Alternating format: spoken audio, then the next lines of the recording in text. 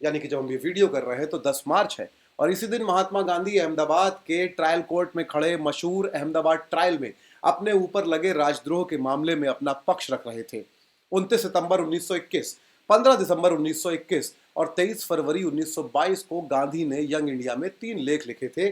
Tampering with loyalty, वफादारी से छेड़छाड़, the puzzle and it's solution, पहेली और उसका हल, और शेकिंग द मेन्स यानी कि प्रेतों को हिलाना। गांधी के इन आर्टिकल्स को ब्रिटिश सरकार ने राजद्रोह के अंतर्गत माना और गांधी पर मुकदमा चलाया।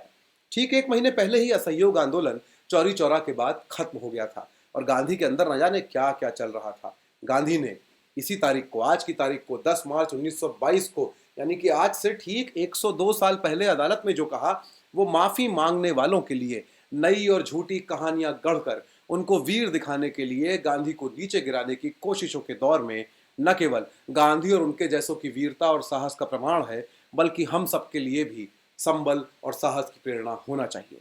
गांधी ने अदालत में अपने ऊपर लगाए गए सारे आरोपों को स्वीकार किया। जज से यह भी आग्रह किया कि उनको कठोरतम सजा दी जाए, लेकिन इस सबके बीच में उन्होंने जो कहा वो एक ऐतिहासिक स्पीच भी है और हमारे समय की जरूरत भी है। इस ट्रायल में, इस ऐतिहासिक मशहूर ट्रायल में जो स्पीच गांधी ने दी, उसको दुनिया के इतिहास की सर्वश्रेष्ठ स्पीचेस में रखा जाता है। गांधी ने कहा, मैं सरकारी वकील की सभी दलीलें सही मानता हूं। सरकार की मौजूदा व्यवस्था के खिलाफ असंतोष का प्रचार करना मेरा जुनून बन गया है। मैं चौरी चौरा, बंबई, मालाबार की घटनाओं से मेरे संबंध को स्वीकार करता हूं। इन सभी दंगों से खुद को अलग करना मेरे लिए नामुमकिन है। अगर मुझे दोषमुक्त करके छोड़ा गया तो मैं फिर यही काम करूंगा। गांधी ने अपने ऊपर लगाए गए हिंसा के आरोपों पे कहा, मैं हिंसा से बचना चाहता था। हिंसा मेरी आस्था का पहला अध्याय है, ये मेरे पंथ का अंतिम अध्याय भी है, लेकिन मुझे एक चुनाव करना था। देश में जिस तरह से मेरे लोगों के साथ अन्याय और जुल्म हो रहा है, मेरे लिए चुप रहना असंभव था। मैंने सब कुछ जानते हुए लेख लिखे, इसलिए मैं इस अपराध में सबसे बड़ी सजा के लिए पूरी तरह तैयार हूँ। न्यायाधीश के तौर पे आप या तो पद से इस्तीफा दे दे या फिर मुझे सबसे गंभीर सजा दे।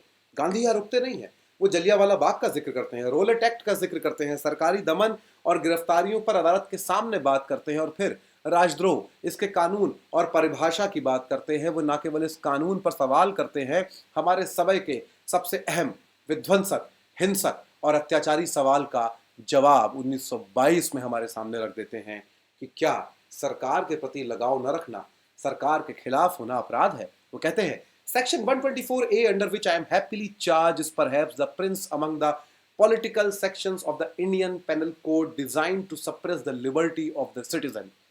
Affection cannot be manufactured or regulated by law.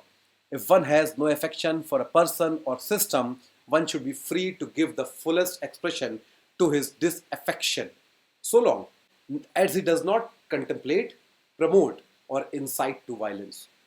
यानी कि गांधी क्या कह रहे हैं कि सेक्शन 124A, जिसके तहत मैं खुशी खुशी अपने अपराध को स्वीकार करता हूं, वो नागरिक स्वतंत्रता दबाने के लिए बनाए गए सभी राजनीतिक कानूनों का शहजादा है। राज्य के प्रति स्नेह, किसी भी तरह का स्नेह ना तो मैन्युफैक्चर किया जाता है, जबरन पैदा किया जा सकता है, और ना ही किसी कानून द्वारा नियंत्रित किया जा सकता है। अगर किसी व्यक्ति का सिस्टम के प्रति कोई स्नेह नहीं है तो उसको अपने असंतोष को स्वर देने की पूरी आज़ादी होनी चाहिए, जब तक कि वह किसी तरह से हिंसा की योजना, साजिश या उसको बढ़ावा देने में शामिल ना हो। आप चाहें तो इस हिस्से को फिर से सुन सकते हैं, लेकिन आप अपने आप से शर्त रखिएगा कि इसको दोबारा सुनने के पहले आप आगे से बोलने में डरना बंद कर देंगे। बताते हैं कि इसके बाद फैसला देने से पहले जज ब्रूम्सफील्ड ने गांधी के सामने सिर झुकाया और कहा कि एक न्याय संगत सजा तय कर पाना बहुत मुश्किल है। मैंने अब तक जितने भी मामलों में सुनवाई की है, आपका मामला, या भविष्य में करूंगा जिनकी सुनवाई, आपका मामला उनमें से सबसे अलग है। आपसे राजनीतिक मतभेद रखने वाले लोग भी आपको उच्च आदर्शों पर चलने वाले और संत के तौर पर देखते हैं। 6 साल की सजा सुनाते हुए जज ने गांधी से कहा कि अगर सरकार ये सजा कम कर दे तो मुझसे ज्यादा खुशी किसी को नहीं होगी। गांधी ने मुस्कुरा के कहा, इस मामले में इससे कम सजा कोई नहीं दे सकता था। यानी कि ये बात 1922 की है और हम 2024 में हैं। गांधी ने आज़ादी के नायकों को उम्मीद रही होगी कि हम शायद उनसे बेहतर या उनसे बहादुर या कम से कम उनके जैसे साबित होंगे।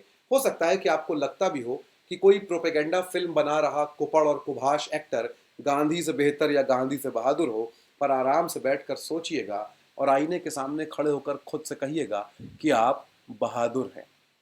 कई बार कहते रहने से भी आप बहादुर हो जाते हैं, शायद आप हो जाएं। अब सिर्फ वो लड़ेंगे जो लड़ना चाहते हैं, जिनका मनुष्यता, संविधान, बराबरी और लोकतंत्र में सिर्फ भरोसा ही नहीं है, वो किसी भी लालच से परे है, किसी भी डर से परे है, पर वही लोग लड़ पाएंगे।